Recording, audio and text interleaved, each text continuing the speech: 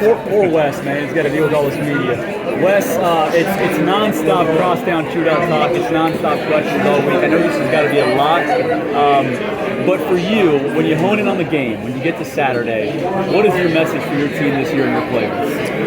First off, all the interest, all the pageantry, history of this rivalry and what it means in this community and both fan bases. It's awesome.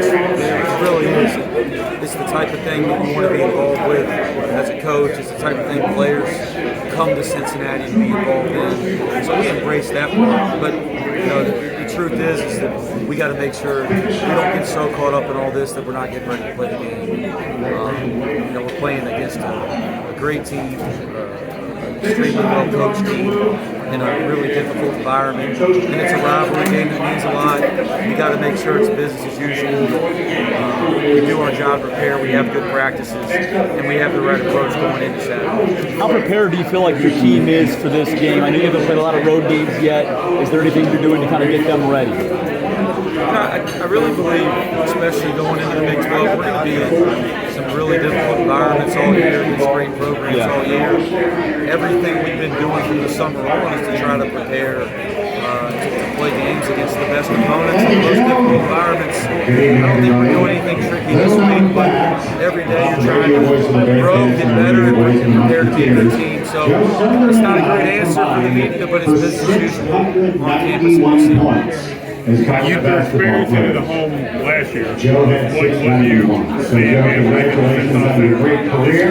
Thank you for being an awesome announcer. I love listening to some of the games because of you. And thank you for being such a great ambassador to it doesn't matter where it is, it's electric, it's loud. I liked it a little better over Cincinnati because they were cheering for us. All right, I know it'll be a loud, inspired crowd. Again, coming up on Saturday night at 6:30. There are a few things the rest of the country. You told Mo that CMOS practiced today and he did better than expected. Is he still a game time decision for Saturday? I will take it day by day, but he didn't practice for the first time today. He didn't practice, but that wasn't because he couldn't. That's just because we're trying to kind of bring him back slowly and make sure he's okay.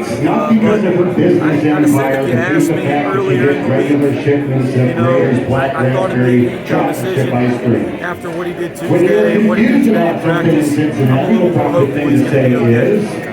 Can this be compared to UNC? Opening day is not the start of baseball season in our town. It is a freaking holiday, and the unofficial environment, the interest locally, as for Skyline and Chili, the excitement about the game, rivalry. I'm thinking that way, but I think it's not fair to either rivalry to try to compare them. And there's differences. I've said this so much about this rivalry now that I've experienced in the last 2 years.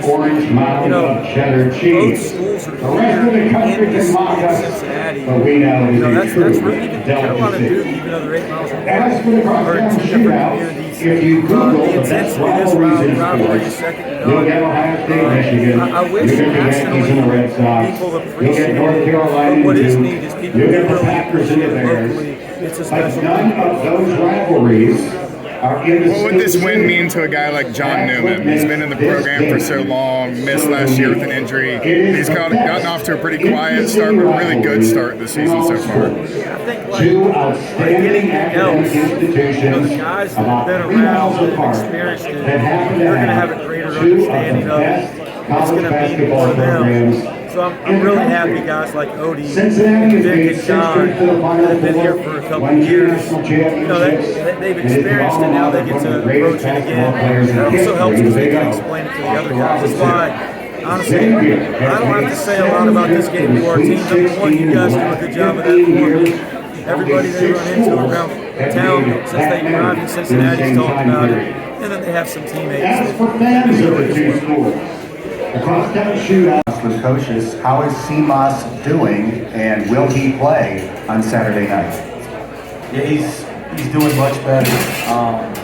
He was fighting a couple other small injuries when that happened, but practiced a little bit on Tuesday, a lot more than we expected him to. We were off yesterday, and he participated a lot more in practice today than we anticipated. So I think he's going to be okay. That's the plan after today's practice.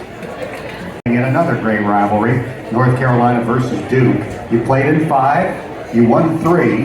What's your favorite memory of beating Duke? I thought you were about to ask me the same question everybody else does to compare them, and I liked Sean's answer was it's not fair to compare rivalries because this one is unique and special. But taking me back, it's been a long time since either one of us played. But probably my favorite memory, we beat Duke my junior year in college, which was 2005, 2006. On the last night of the regular season, they were the #1 team in the country. J.J. Redick was the senior and the National Player of the Year that year. We went in there and upset them on the last night of the regular season. That was one of those wins that you'll always remember.